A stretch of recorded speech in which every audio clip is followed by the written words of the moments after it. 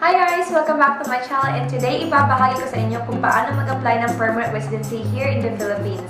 And if you want to know how, please stay tuned.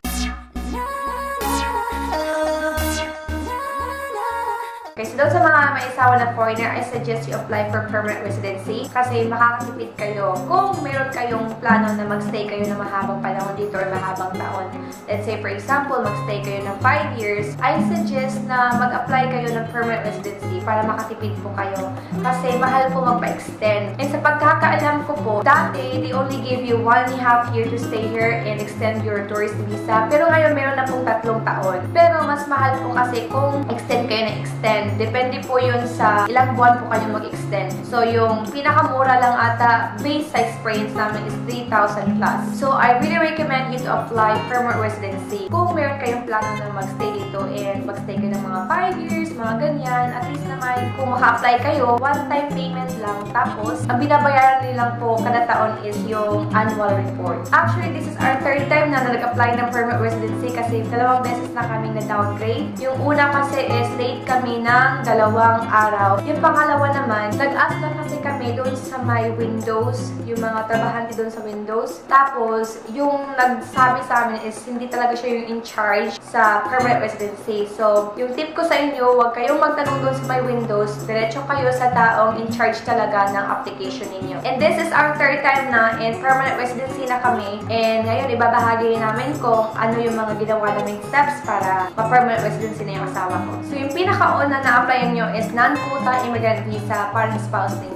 And in order to apply that, of course, mag-comply kayo ng mga requirements na kailangan para maka-apply na non-quota immigrant visa. So, babasahin ko na lang po yung mga requirements na ginawa namin para makapag-apply na non-quota immigrant visa. So, number 1 po is gagawa po kayo ng joint letter request addressed to the commissioner from the applicant and the petitioning Filipino spouse. Tapos, duly accomplished CGAF or BI form, marriage certificate or marriage contract na NSO. And number 4 is birth certificate of Filipino spouse. Tapos, photocopy of passport, bio page, and latest admission with valid authorized stay. Tapos, valid National Bureau of Investigation or NBI clearance, NBI clearance certificate, and photocopy of the Filipino spouse's valid government-issued ID. So, pagkatapos na makomply nyo lahat ng requirements, dadalhin po natin yung spouse natin sa Bureau of Immigration para mag-apply po or mag-request ng non-quota immigrant visa or tinatawag nilang probationary. And then, magbabayad po tayo ng 11,000 plus, and then, bibigyan po tayo ng resibo para katibayan na nag-apply na po tayo na non-quota immigrant visa. Pagkatapos is bibigyan yung spouse niyo ng 1 taon na magstay dito sa Pinas for free, but you have to take note na sa loob ng 1 taon, bawal po kayo umalis ng Pinas, at least yung asawa ninyo, para hindi po mag-board yung application niya for non-immigrant visa or for non-quota immigrant visa. Pagkatapos ng 1 taon, annual report na po tayo. Huwag natin po kalimutan na magbayad po tayo ng annual report, and I suggest mga January, magbayad na po kayo. 300 pesos lang po kasi hindi kayo mapuproceed sa permanent residency kung hindi kayo nagbayad ng annual report. Na pagkatapos ng annual report,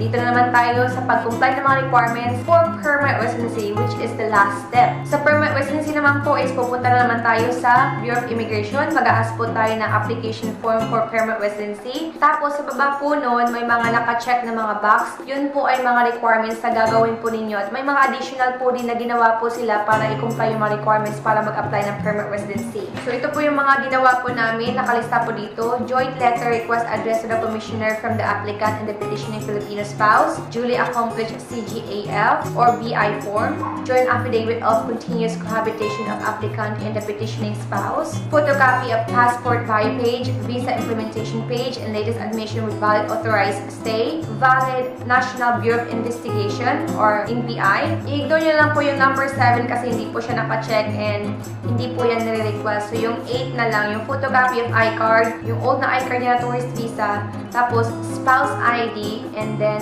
POC order. Let's say our requirements is already complete. Pagkatapos niyan is we have to photocopy it 3 times kasi kailangan 3 folder, and then pag nakumpleto na lahat, you have to go back again to the Bureau of Immigration. Pupunta kayo sa taong in charge na mag-check ng mga requirements ninyo, and then kung na-check niya lahat, and then wala na siyang additional requirements, and wala nang kulang, and kumpleto na lahat, magsiset na siya ng time para sa interview ninyo. So, babalik na naman kayo sa Bureau of Immigration for the interview. So, pagkatapos ng interview, i-congratulate na kayo ng lawyer, tapos permanent residency na kayo, pero meron pa pong last step. Ang last step is yung I-card. Ang hahanapin niyo yung taong in charge ng I-card kasi i-change yung I-card nyo to permanent residency valid for 5 years. Pagkatapos yung mag-apply ng I-card, sasabihan kayo na maghintay kayo ng 3 buwan kasi 3 buwan po yung tagal para umabot po yung I-card. Sa loob ng 3 buwan na hindi pa dumating yung I-card, bawal din po kayong mag-abroad. Bawal kayong lumabas ng Pinas. So, kailangan mag-stay kayo while the I-card is still on process. Hindi ko na makalimutan guys, sa katulad ng I-card, you have to also wait for 3 months para tatakan yung passport ng asawa niyo ng permanent residency visa. And pagkatapos niyan, permanent na kayo. So, let's say, permanent residency na po kayo. So, yung babayaran na lang po ninyo every taon is yung annual report which is 300 pesos plus, which is so konti lang kumpara sa yung mga binabayaran niyo pag nag-extend kayo ng visa. And imagine yung pinakamura is 3,000 plus lang, and then kung permanent residency na kayo is 300 pesos lang. Kaya I highly recommend you apply for permanent residency for your spouse. And that's it guys. I know may mga ibang tao pa dyan na hindi alam yung permanent residency, hindi,